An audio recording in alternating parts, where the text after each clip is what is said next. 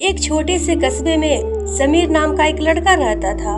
बचपन में ही पिता की मृत्यु हो जाने के कारण परिवार की आर्थिक स्थिति बहुत दयनीय थी। समीर की माँ कुछ पढ़ी लिखी जरूर थी, लेकिन उतनी पढ़ाई से नौकरी कहाँ मिलने वाली थी।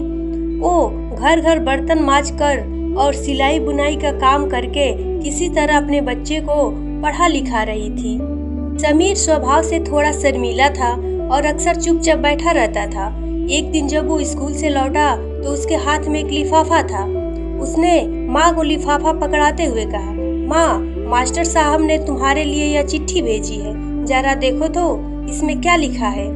माँ ने मन ही मन चिट्ठी पढ़ी और मुस्कुरा कर बोली, बेटा, इसमें लिखा है कि आपका बेटा काफी होशियार है।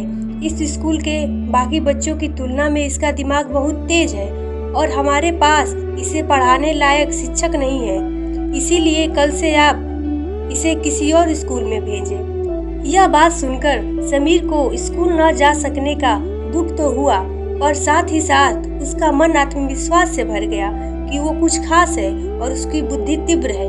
माँ ने उसका दाखिला एक अन्य स्कूल में करा दिया। समय बीतने लगा। समीर ने खूब मेहनत से पढ़ाई की और सिविल सर्विसेज परीक्षा भी पास की और IAS ऑफिसर बन गया। समीर की माँ अब बूढ़ी हो चुकी थी और कई दिनों से बीमार भी चल रही थी और एक दिन अचानक उनकी मृत्यु हो गई। समीर के लिए ये बड़ा घातक था। वह बिलख बिलख कर रो पड़ा। उसे समझ नहीं आ रहा था कि अब अपनी माँ के बिना वो कैसे जिएगा। रोते रोते ही उसने माँ की पुरानी अलमारी खोली और हाथ में उनकी माला, चश्मा और अन्य वस्तुएं लेकर चूमने लगा। उस अलमारी में समीर के पुराने खिलौने और बचपन के कपड़े तक संभाल कर रखे हुए थे। समीर एक एक करके सारी चीजें निकालने लगा और तभी उसकी नजर एक पुरानी चिट्ठी पर पड़ी। दरअसल ये वही चिट्ठी थी जो मास्टर साहब ने 18 साल पहले दी थी। नम आंखों से समीर उसे पढ़ने लगा।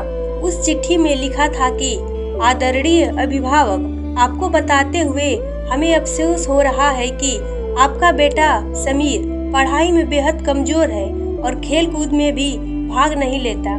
जान पड़ता है कि उम्र के हिसाब से समीर की बुद्धि विकसित नहीं हो पाई है, अतः अब हम इसे विद्यालय में पढ़ाने में असमर्थ हैं। आपसे निवेदन है कि समीर का दाखिला किसी मंद बुद्धि विद्यालय में कराएं अथवा खुद घर पर रख कर इसे पढ़ाएं। उस चिट्ठी में लिखा हुआ था।